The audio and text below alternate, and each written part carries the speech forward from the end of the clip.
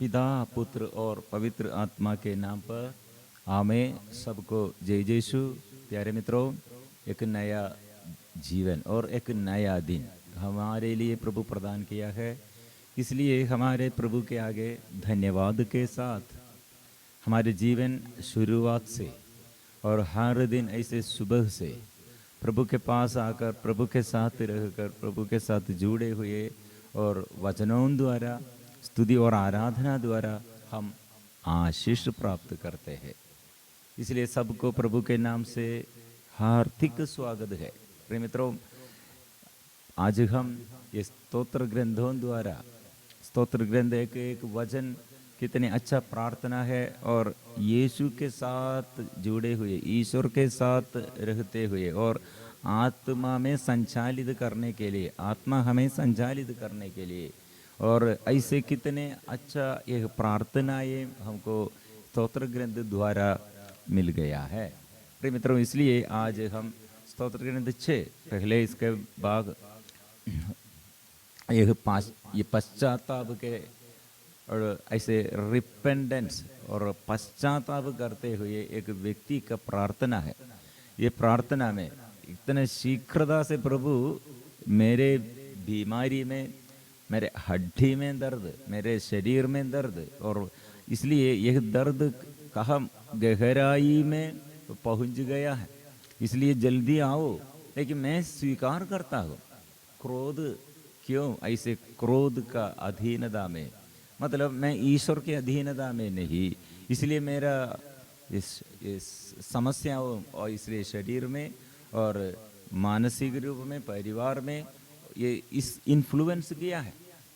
इसलिए मेरे आग्रह क्या है, ओ प्रभु मैं स्वीकार करने के लिए, मतलब मेरे पाप जो ऐसे ये पाप में, रोग बीमारी में, ऐसे तकलीफ में, समस्याओं में रहते हैं, सबसे पहले वो पश्चाताप करते हुए मैं प्रभु से दूर हो गया, इसलिए मैं वापस प्रभु के पास वापस आकर, इसलिए पहले हम, मेरी आत्मा बहुत घबरा रही है, लेकिन तू प्रभु कब तक, प्रभु लौट कर मेरे प्राणों की रक्षा कर, अपनी सत्य प्रतिज्ञता के कारण मेरा उद्धार कर।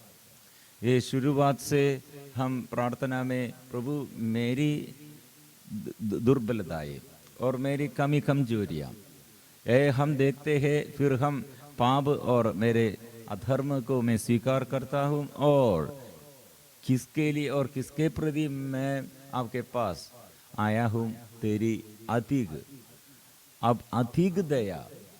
दया के कारण मैं आपके पास आया हूँ। और आज फिर हम आगे बढ़ते हैं वचन पद संख्या 6 में, मृतकों में कोई तेरा नाम नहीं होता, अधोलोक में कोई तुझे स्मरण नहीं करता। मैं आह भरते भरते थक गया हूँ, मैं हर रात शैया पर रोता रहता हूँ, मेरा बिछावन आंसुओं से तर हो जाता है, मेरी आंखें शोक से घुगली हो गई है, मेरे बहुत से शत्रुओं के कारण वे क्षीण हो गई है। इसलिए मित्रों, फिर भी प्रार्थना का और दूसरा भाग और गहराई में फिर हमारे दूसरा क्षेत्र, मतलब यह मृतकों के बारे में लिखा है। इसलिए मृतक, मित्रों, ये प्रार्थना में और थोड़ा पहचान हमको चाहिए, थोड़ा विवरण हमको चाहिए, क्योंकि ये वचन मृतकों में कोई तेरा नाम नहीं लेता, अधोलोक में कोई तुझे स्मरण नहीं करता। ये वचन द्वारा बहुत देरी लोग गलत पहचान में, मतलब वो मृतकों के लिए क्या करना है, मृतकों के लिए क्या प्रार्थना करना है और मृतक क्या होगा, मृत्यु के बाद क्या होगा, इसलिए हमको कुछ भी नहीं कर सकते हैं। इसलिए मृतकों के लिए हम कलीसिया में और ये प्रार्थना करते हैं, मृतकों के लिए हम क्यों इतना ज़्यादा आदर करते हुए मिसा चढ़ाते हैं और मृतकों के लिए इसे प्रार्थना करने में फ़ायदा नहीं है, वे लोग कुछ नहीं करते हैं, कुछ नहीं करते हैं। इसलिए ऐसे गलत ये रॉन्ग टीचिंग। प्रिय मित्रों, हमारे प्रभु इसके विषय में क्या कहा है? सबसे पहले समझना है, ये दाऊद मृत्यु के बाद क्या होगा इसके विषय में उसका पहचान बहुत ऐसे ऐसे ज़्यादा पहचान नहीं है, बहुत कम पहचान में। और दाऊद ने क्या ये मृत्यु के बाद क्या होगा, मृत्यु क्या करेगा, वो मेरे पहचान, इसमें मेरे पहचान ऐसे ज़्यादा नहीं है। इसलिए उस पूर्ण रूप से मृत्यु के बाद, प्रभु ये मृत्यु के बाद क्या विषय है मैं नहीं जानता हूँ, प्रभु को दिया है। इसलिए वो प्रार्थना में मृतक तेरा नाम नहीं लेता है। प्रिय मित्रों, स्तोत्र ग्रंथ 115 150 वह वचन में मृतक प्रभु की स्तुति नहीं करते, वे सब अतो लोग जाते, किंतु 110 स्तोत्र ग्रंथ 115 मृतक प्रभु की स्तुति नहीं करते, वे सब अतो लोग जाते, किंतु हम सभी और अनंत काल तक प्रभु को धन्य कहते हैं। इसलिए प्रिय मित्रों, आनंद काल तक मतलब मृत्यु मतलब, इसलिए क्या अर्थ, इसमें अर्थ क्या है? आनंद काल तक हम, मतलब मैं दाऊद ने क्या कहता हूँ, क्या कहता, मैं आनंद काल तक प्रभु के साथ। इसलिए ये मृत्यु और आनंद जीवन, आनंद अमर जीवन, ये समझना है। मतलब ये मृत्यु हमारे जीवन में मृत्यु अनिवार्य है। ये मृत्यु दो तरह मृत्यु के बारे में हम समझे। उस सांसारिकता के अनुसार एक मृत्यु है, मतलब हमारे ये शरीर यह छोड़कर हम प्रभु के पास आनंद जीवन में और अमर जीवन में रहने के लिए और प्रभु के साथ रहना है। और प्रिय मित्रों, दूसरा मृत्यु है पाप द्वारा मृत्यु है। पाप, एक व्यक्ति पाप करते हैं अधर्म में, और उसका अधर्म द्वारा, कुकर्म द्वारा वो पाप में रहते हैं। इसलिए यूहन्ना का सुसमाचार अध्याय 8 और जॉन 8:21 ईसा ने, यूहन्ना का सुसमाचार अध्याय 8 21 ईसा ने फिर लोगों से कहा, मैं जा रहा हूँ, मैं जा रहा हूँ, तुम लोग मुझे ढूंढोगे, किंतु तुम पाप की स्थिति में मर जाओगे। मैं जहाँ जा रहा हूँ तुम वहाँ नहीं आ सकते हैं। इसलिए पाप द्वारा मृत्यु के विषय में, मतलब आदम और हेवा वे दोनों जीवित रहते हुए वे लोग मर गए हैं। मतलब पाप में जो ऐसे प्रभु का नियम के अनुसार नहीं चलते हैं, वाणी, प्रभु की वाणी, और तिरस्कार करते हैं, तिरस्कार किया। इसलिए आदम और हेवा के जीवन में और सांसारिकता के अनुसार मृत्यु नहीं, मतलब, और हमारे दृष्टि में मृत्यु मतलब वो कम एकदम उसका जीवन, वो उसका शव ये कब्रिस्तान में रखा हुआ, ऐसे एक मृत्यु। लेकिन यह हम आदम और हेवा के मृत्यु कैसे हुआ? आदम और हेवा, ये फल, जो फल प्रभु ने, एक वृक्ष का फल मत खाओ, एक ही एक वृक्ष, वो बुराई और भलाई पहचानने के लिए एक वृक्ष है, और वृक्ष का फल जो खाते हैं वो उसका फैसला है, उसका फल यह है, और मृत्यु है। मृत्यु इसलिए प्रिय मित्रों, यहाँ कैसे उन लोगों का मृत्यु हो गया? मतलब सबसे पहले वे लोग ईश्वर से विमुख है, ईश्वर से दूर है, इसलिए शैतान के साथ है। इसलिए शैतान के साथ वे रहते हैं, उसका मनोभाव शैतान के वचनों में और उसका स्वभाव ऐसे शैतान जैसे ऐसे बांध कर रखा है, ऐसे फंसाया है वो, इसलिए वो घबराहट में चलते हैं, ईश्वर से दौड़ते, ईश्वर से भाग जाते हैं, और ईश्वर बात करने पर वो डरते हैं और ईश्वर से अभिमुख नहीं आते हैं, और दूर दूर और एक दूसरे के विरुद्ध और ईश्वर के विरुद्ध ऐसे बात करते हैं। इसलिए प्रिय मित्रों, ये स्थिति पाप का स्थिति है। मृत्यु, प्रभु ऐसे ये मानव को जब प्रभु ने ऐसे सृष्टि किया, उसके अंदर पूर्णता शांति है और एकता है, प्यार है और एक दूसरे को प्यार करते हैं।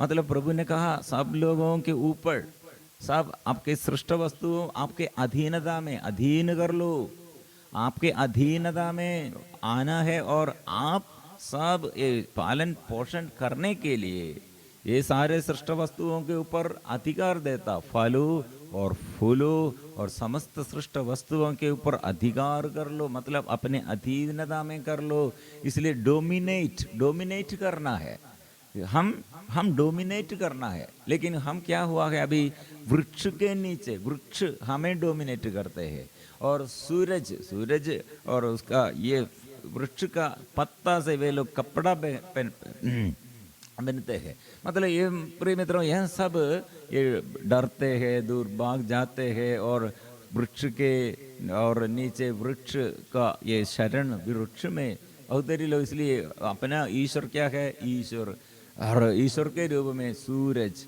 ईश्वर के रूप में चंद्रमा, ईश्वर के रूप में वृक्ष। प्रिय मित्रों, इतनी गलत बात है। वृक्ष अपने से वो सृष्टि करने के लिए नहीं सकते हैं, और वृक्ष अभी ज़्यादा गर्मी आने पर ये वृक्ष सूख जाते हैं, और आंधी और तूफान, बड़ा आंधी और तूफान आने पर ये वृक्ष गिर जाते हैं।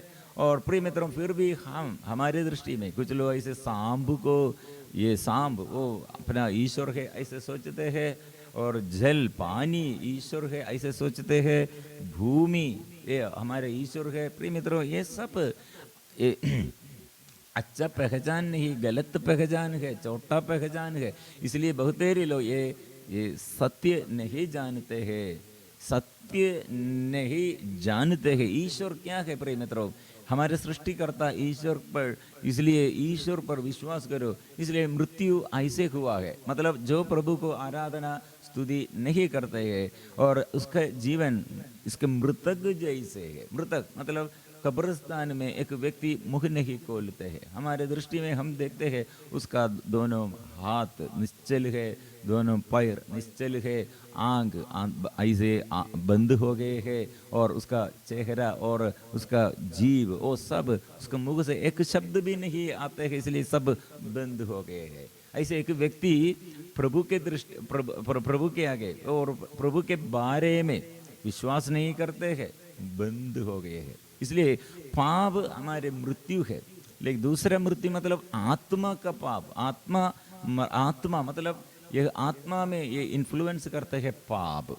इसलिए दो तरह ये लूकस का सुसमाचार में, और एक बात अच्छा से सीखना, क्यों ये वचन मैंने ये बाइबल स्टडी के समय और गलत पहचान में मैं भी और बहुतेरी लोगों से ये सुना है, मतलब वो मृतकों के लिए प्रार्थना नहीं करना, प्रभु ने ऐसे लिखा है। प्रिय मित्रों, और मृतक कुछ नहीं करेगा, मृतकों के लिए प्रार्थना करने में क्या लाभ है। और जो मर गए हैं, माँ मरियम मर गए हैं, ऐसे संतगण मर गए हैं, वे लोग हमारे लिए कुछ नहीं करेगा। प्रिय मित्रों, एक लंबा सब्जेक्ट है, बाद में हम इवनिंग सेक्शन में इसके विषय में क्लास हम इसमें और मनन चिंतन करेंगे, हम एक साथ पढ़ेंगे। प्रिय मित्रों, अभी लूकस का सुसमाचार, ये मृत्यु के बारे में प्रभु ने कहा, अच्छा एक उदाहरण, उड़ावा पुत्र के दृष्टांत, खोया हुआ लड़का के बारे में हम पढ़ते हैं लूकस अध्याय 15 चैप्टर 15 में। और ये लड़का के बारे में, ये मेरा बेटा जब वो वापस आया, वापसी के समय, वो वापसी के दिन में, ये स्वर्गीय पिता के ये प्यार का ऐसे एक नमूना, एक उदाहरण देते हुए यीशु ने हमें सिखाते हैं। वो बेटा यार मर गया, हम पढ़ते बछड़ा, मोटा बछड़ा भी लाकर जल्दी अच्छे से अच्छे कपड़े लाकर इसको पहनावो, इसकी उंगली में अंगूठी और उसके पैरों में जूते पहना दो, मोटा बछड़ा भी लाकर मारो, हम खाए और आनंद मनाए, क्योंकि मेरा यह बेटा मर गया था और फिर जी गया है, प्रिय मित्रों, ये खोया हुआ लड़का मतलब, और वो खो गया था फिर भी मिल गया है, मर गया था फिर भी जी गया है। ये कैसे उसका जीवन मिला है और कैसे वो मर गए थे। मतलब वो अपने पिता से ये इच्छा से पिता के पास आया, क्या के लिए आया है, और ये मेरे भाग, संपत्ति का जो भाग मेरा है मुझे दे दीजिए। मतलब वो मृत्यु की ओर चलते हैं, मृत्यु की ओर चलते हैं। मतलब पिता के पास रहकर उसको मन में उसका रुचि नहीं मिलता है, शरीर में आनंद नहीं मिलता है, इसलिए वो और ज्यादा आनंद के लिए वो सोचते हैं, क्या सोचते हैं, दूर, पिता से दूर रहना, पिता के पास नहीं, पिता के साथ नहीं। और पिता के दूर रहते हुए क्या करेगा, हम पढ़ते हैं वो क्या किया है, तोड़े ही, और ये पिता ने क्या किया, पिता ने उनमें अपनी संपत्ति बांट दी, और थोड़े ही दिनों बाद छोटा बेटा अपनी समस्त संपत्ति एकत्र कर किसी दूर देश चला गया, और वहां उसने भोग विलास में अपनी संपत्ति उड़ा दी। ये बेटा के विषय में वो क्या, अभी वो संपत्ति लेकर गया है लेकिन वहां भोग विलास में रहते हैं, इसलिए पिता के दृष्टि में वो मर गया। उसकी मृत्यु वो भोग विलास में, उसका मृत्यु है भोग विलास, शरीर के वासना के अनुसार, शरीर के मनोरंजन के लिए इस संसारिकता में जो रहते हैं और पिता को याद नहीं करते हैं, पिता को याद नहीं करते, पिता को भूल जा गया है, पिता से अलग हो गए, विमुख हो गए, एक व्यक्ति का मृत्यु है, उसका पाप, उसके आत्मा का मृत्यु है।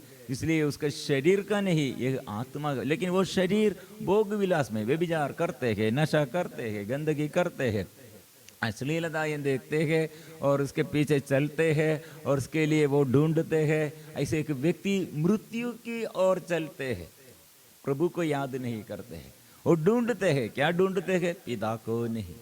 लेकिन ये समय क्या हुआ है, जब वह सब कुछ खर्च कर चुका तो उस देश में भारी अकाल पड़ा और उसकी हालत तंग हो गई है, उसकी हालत तंग हो गई है।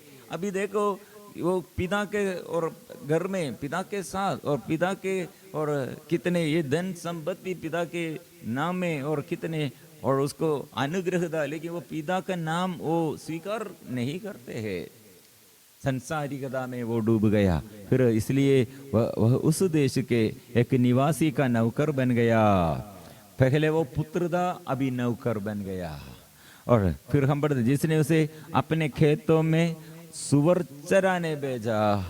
प्रिय मित्रों, वहां वो मालिक का बेटा और मालिक जैसे, और लेकिन यहाँ मालिक नहीं, अभी सुअरों को ये अच्छा काम नहीं है, उसका एक गंदगी काम है सुअरों को ये चराना। फिर हम पढ़ते जो फलियां सुअर खाते थे उन्हीं से वह अपना पेट भरना चाहता था, लेकिन कोई उसे उनमें से कुछ नहीं देता था। प्रिय मित्रों, यहाँ अकाल है, निर्धनता है, दरिद्रता है, इतने बड़ा समस्या है, उसे मदद करने के लिए कोई नहीं है, उसके साथ रहने के लिए कोई नहीं। ओ साथ रहने के लिए सुअर है। ओ पिता के ये कितने इतने अच्छा बैठा था, लेकिन वो पिता से विमुख है, पिताओं से प्यार करते हैं, लेकिन इसलिए प्रिय मित्रों क्रोध, ये स्तोत्र ग्रंथ अध्याय 6 एक हमारे लिए खोया हुआ लड़का के दृष्टांत द्वारा हम सीखने पर हमको समझ में आएगा क्रोध का कारण क्या है। मैं अभी थक गया हूँ, मैं अभी मेरे हड्डी में दर्द है, मेरे ऐसे मेरे अंदर नशों में और मेरे मन में मेरे अंदर ऐसे ये कितने उग्र रूप से मैं थक गया और बलहीन हो गया, दुर्बल हो गया, और मैं अभी ये क्रोध का कारण मैं समझता हूँ, इसलिए मैं पाप स्वीकार करता हूँ। खोया हुआ लड़का क्या किया, और उसने कहा तब वह होश में आया।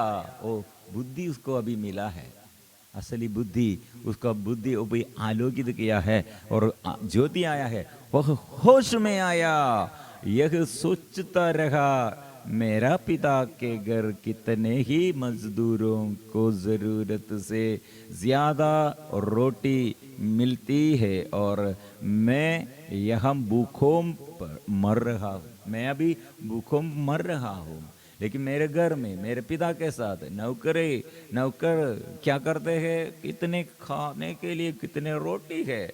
मैं अभी इतने निर्धन बन गया हूँ और तिरस्कृत बन गया हूँ। इसलिए वो क्या सोचने शुरू किया, मैं उठकर अपने पिता के पास जाऊंगा और उनसे कहूंगा पिताजी मैंने स्वर्ग के विरुद्ध और आपके प्रति पाप किया है। प्रिय मित्रों, अभी वो मृत्यु से अभी जी उठते हैं। अभी वो मृत्यु, वो इसलिए वो मर गया है, अभी जी गया है। वो खो गया था लेकिन अभी मिल गया है। प्रिय मित्रों, इसलिए एक व्यक्ति का परिवर्तन, मन का एक पश्चाताप एक व्यक्ति को मृत्यु से जीवन, पुनर्जीवन वो प्राप्त करते हैं। इसलिए मृतकों के बारे में और ये बड़ा बात प्रिय मित्रों, इसके विषय में 2 तिमोथी अध्याय 2 पद संख्या 10 हम क्यों मृतकों के लिए प्रार्थना करते हैं। मृत्यु के बाद क्या होगा हमको इसमें ये परिचय नहीं था, लेकिन ये हमारे प्रभु ने क्या किया। 2 तिमोथी अध्याय 2 10 संख्या 2 तिमोथी चैप्टर 1 पद संख्या 10, किंतु 1 Timothy chapter 1 versus 10, 2 Timothy chapter 1 versus 10, किंतु अब वह हमारे मुक्तिदाता ईसा मसीह के आगमन से प्रकट हुई है। ईसा ने मृत्यु का विनाश किया और अपने सुसमाचार द्वारा अमर जीवन को आलोकित किया है। इसलिए प्रिय मित्रों, यीशु हमें, इसलिए प्रभु के दृष्टि में प्रभु ने क्या कहा, हाबिल मृत्यु के बाद क्या कर रहे हैं। मृत्यु के बाद वो संसारिकता के अनुसार मृत्यु हुआ है। कायीन अपने भाई हाबिल को मार डाला, लेकिन वो रक्त, उसका रक्त पुकारते हैं मेरे कान में। लेकिन वो नया नियम में वही बाघ और यीशु कहाँ है, हाबिल का रक्त से ये हासिल करना, मतलब आज के पीढ़ी आज भी वो हाबिल का रक्त के बारे में पूछने के लिए और कितने अधर्म किया है, और ऐसे शोधकात्माओं के लिए, शोधकात्माओं के ये आवाज के बारे में प्रभु ने कहा है। प्रिय मित्रों, ये लंबा सब्जेक्ट है, अभी ये मनन चिंतन करने के लिए और गहराई में मनन चिंतन करने की बहुत बड़े बात है। इसलिए हम आज हमारे प्रार्थना है, मुझे ये आशीष, मैं ऐसे तक गया हूँ, मेरे अंदर दम तक प्रभु आइए, और मैं गहराई से पुकारता हूँ आपको, ये प्रभु यीशु आपको देखना है। पिता के पास मैं भी जाऊंगा। मैं खोए हुए लड़का क्या कहा है, और लड़का वो उठावा पुत्र के दृष्टांत में हम क्या सीख लिया है, और वो वापस आया। पिता ने कहा वो जी उड़ा, वो जी गया है, वो मर गया था, जी गया है। प्रिय मित्रों, और जो खो गया है वो मिल गया है प्रभु के दृष्टि में। इसलिए प्रिय मित्रों, यीशु को देखने के लिए मैं मेरे अंदर के आंगों से और बाहर के आंगों से और मेरे दृष्टिकोण प्रभु ये आपको देखने के लिए और खोल दीजिए। हम ऐसे प्रार्थना करेंगे, आराधना करेंगे।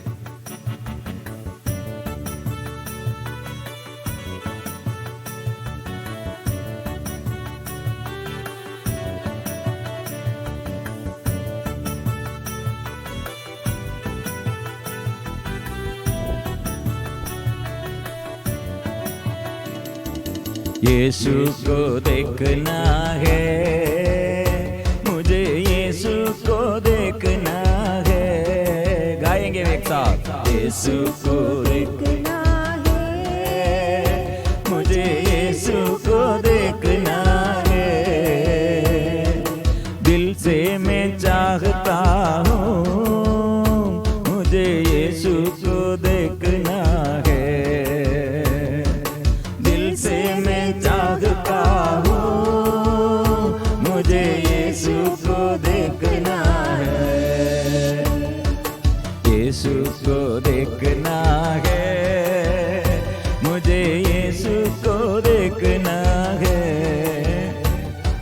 दिल से मैं चाहता हूँ, मुझे यीशु को देखना है, यीशु को देखना है, मुझे यीशु को देखना है। दिल से मैं चाहता हूँ, मुझे यीशु को देखना है। प्रेमी पिता मेरे आंखों को खोल दीजिए, प्रेमी पिता मेरे आंखों को खोल दीजिए, मुझे यीशु को देखना है, मुझे यीशु को देखना है। गाएंगे, प्रेमी पिता मेरे आंखों को खोल दीजिए, प्रेमी पिता मेरे आंखों को खोल दीजिए, मुझे यीशु को देखना है, मुझे यीशु को देखना है। ये सब भाई भक्ति से, बड़े भक्ति से हम गाएंगे, क्योंकि मेरे आंख प्रभु इतने अंधता में और मेरा मन और संसारिकता की और मेरे शरीर, ये शरीर की वासना की ओर चलते हुए मेरे स्वास्थ्य नष्ट हो गए हैं, मेरे अंदर के ये शांति नष्ट हो गए हैं, और मेरे जीवन में अंधकार इतने फैल गया है। और इसलिए हम मिलजुल कर हम गाएंगे। प्रिय मित्रों, एक साथ हम जोर से हम स्वीकार करेंगे।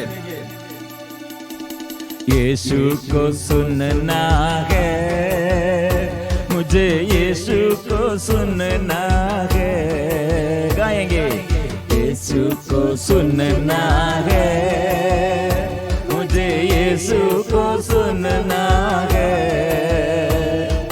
दिल से मैं चाहता हूँ, मुझे यीशु को सुनना है।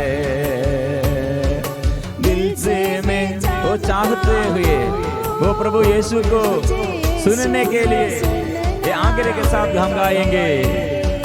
प्रेमी पिता मेरे कानों को खोल दीजिए,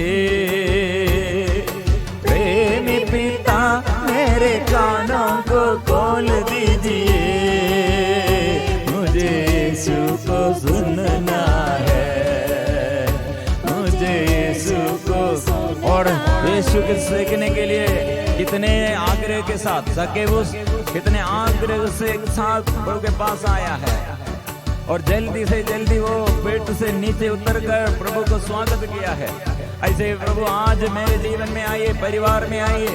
मैं अभी मेरे पाप और मेरे बुराई और पूरे गलत संगति और ऐसे जो स्वार्थतापन में, जो दुख में, संकट में, निराशा में, जो नशा के बंधन में, वो सब लोग स्वीकार करो। मैं प्रभु से और आशीष पाने के लिए मैं जल्दी से जल्दी मैं आया। प्रभु आप आशीष दीजिए, ओ यीशु आप मेरे जीवन में आनंद दीजिए। यीशु से मिलना है, मुझे यीशु से मिलना है। गाएंगे, यीशु से मिलना है, मुझे यीशु से मिलना है। दिल से मैं चाहता हूँ, मुझे यीशु से मिलना है। दिल से मैं चाहता हूँ, मुझे यीशु से मिलना है। प्रेमी पिता मेरे मन मंदिर खोल दीजिए, प्रेमी पिता मेरे मन मंदिर खोल दीजिए। जोर से गाएंगे, प्रेमी पिता मेरे मन मंदिर खोल दीजिए, मुझे यीशु को मिलना है, मुझे यीशु को। ये अनुभव महसूस करे प्रभु का प्यार कितना अधिक है। इसलिए उड़ावा पुत्र और बाहर जाकर से संसार में, संसारिकता में, भोग विलास में कितने जीवन नष्ट हो गए हैं, अनुभव किया है। और संसारिकता के अनुसार हमारे शत्रु और हमारे मित्र लोग कितने शत्रुता से हमारे विरुद्ध वो करते हैं, लेकिन प्रभु ऐसा नहीं है। प्रभु के पास इसलिए आशीष पाने के लिए हम मिलजुल कर गाएंगे। यीशु को पाना है, मुझे यीशु को पाना है, गाएंगे। यीशु को पाना है, मुझे यीशु को पाना है, दिल से मैं चाहता हूँ, मुझे यीशु को पाना है, दिल से मैं चाहता हूँ, मुझे यीशु को पाना है। प्रेमी पिता मेरे हृदय को खोल दीजिए,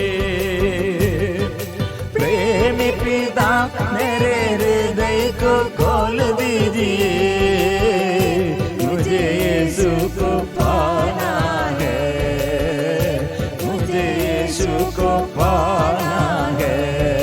ओ यीशु, ओ मेरे जीवन में तू मेरा स्वामी है, तू मेरा मालिक है, इसलिए मैं सब कुछ आपके आगे परिपूर्ण समर्पण करते हुए ओ प्रभु जानने के लिए मैं सत्य जानना चाहता हूँ, मेरे जीवन में आशीष के लिए मैं चाहता हूँ। इसलिए मेरे जीवन में प्रभु सारे क्षेत्रों में और साथियों के लिए और मेरे जीवन के जो भविष्य के बारे में चिंताएं, जिस लोगों जो लोगों के बारे में मैं अधिक से अधिक चिंता में, टेंशन में, जो समस्या के बारे में मैं थक गया हूँ, मेरे हड्डी थक गया हूँ, मेरे मन ऐसे गड्ढित हो गए हैं, ऐसे मेरे परिवार तितर बितर हो गए हैं। प्रभु ये मेरे हालत देखिए, जानने के लिए, सत्य जानने के लिए, मुक्ति प्राप्त करने के लिए प्रभु आत्मा से भर दे, आत्मा भर दे। हम मिलजुल कर गाएंगे। यीशु को जानना है, मुझे यीशु को जानना है, गाएंगे। यीशु को जानना है, मुझे यीशु को जानना है, दिल से मैं चाहता हूँ, मुझे यीशु को जानना है, दिल से मैं चाहता हूँ, मुझे यीशु को जानना है। प्रेमी पिता मेरे आत्मा में प्यास दीजिए, प्रेमी पिता मेरे आत्मा में प्यास दीजिए, मुझे यीशु को जानना है, मुझे यीशु को जानना है, मुझे यीशु को जानना है, मुझे यीशु को जानना है। आबा पिता तेरी आराधना, आबा पिता तेरी आराधना, आबा पिता तेरी आराधना, आबा पिता तेरी आराधना, यीशु तेरी आराधना, प्रभु यीशु तेरी आराधना, आत्मा आत्मा तेरी आराधना, ओ आत्मा तेरी आराधना। हालेलुया हालेलुया हालेलुया में hallelujah hallelujah hallelujah hallelujah hallelujah गाएंगे, स्तुति करेंगे, आत्मा के अभिषेक आज हम प्राप्त करेंगे। मैं पापी हूँ, मैं दुर्बल हूँ, ये परिस्थिति में प्रभु, ये मेरे पाप के स्थिति में प्रभु मेरे आत्मा मर गई और आत्मा के मृत्यु और मेरे शरीर में ताकत नहीं है, मेरे जीवन में इसे प्रिय प्रभु, मेरे जीवन में इसलिए शक्ति चाहिए, मेरा जीवन इसलिए थक गया, आप शक्ति मेरे जीवन में जरूरत है।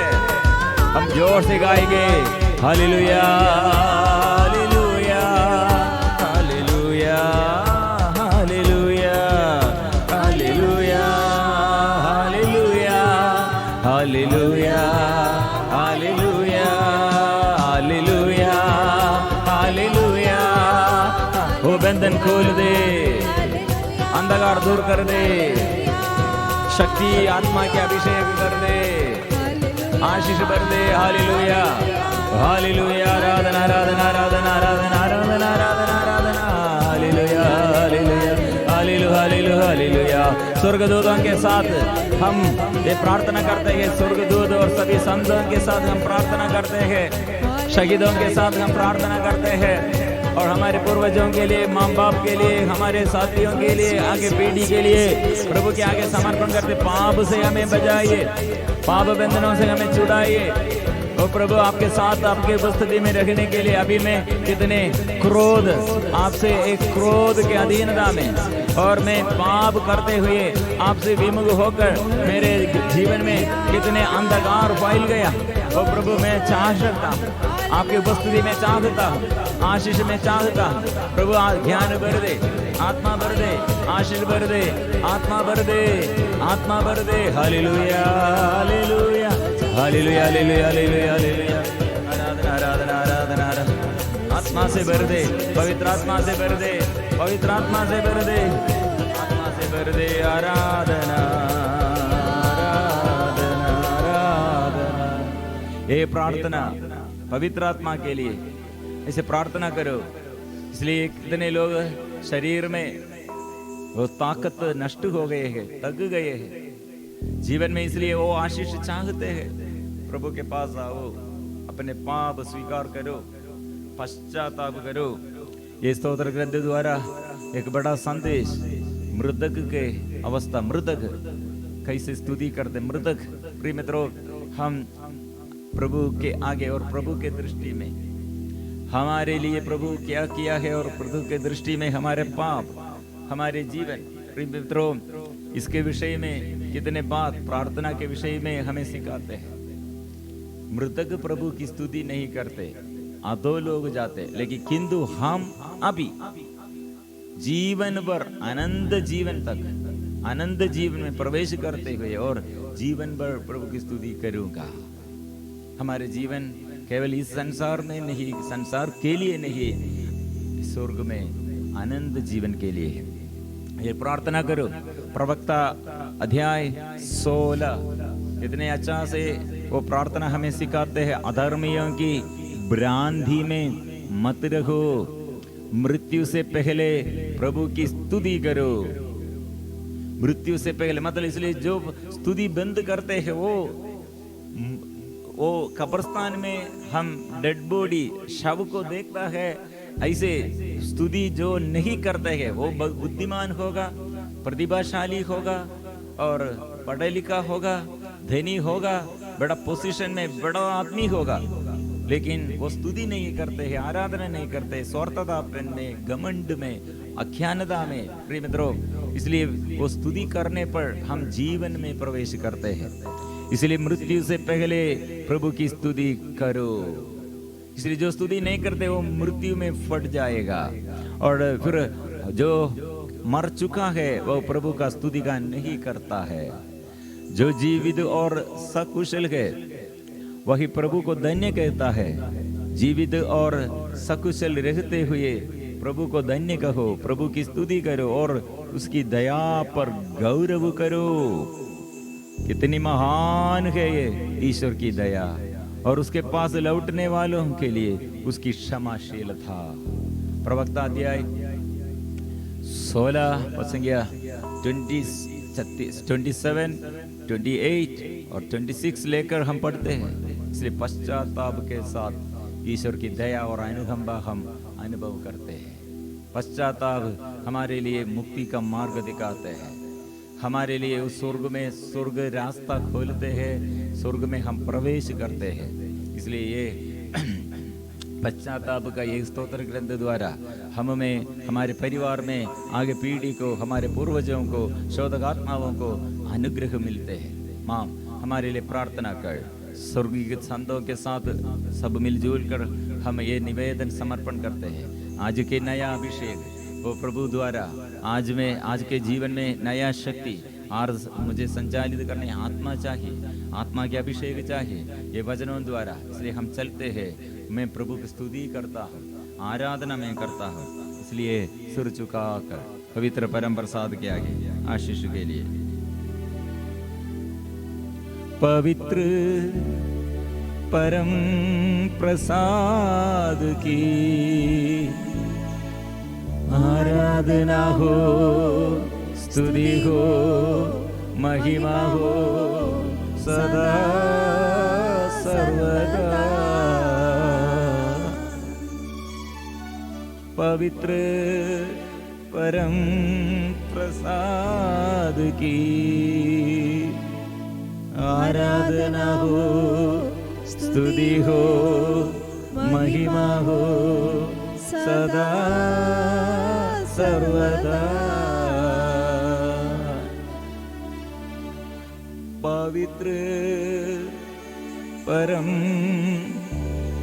प्रसाद की आराधना हो, स्तुति हो, महिमा हो सदा सर्वदा।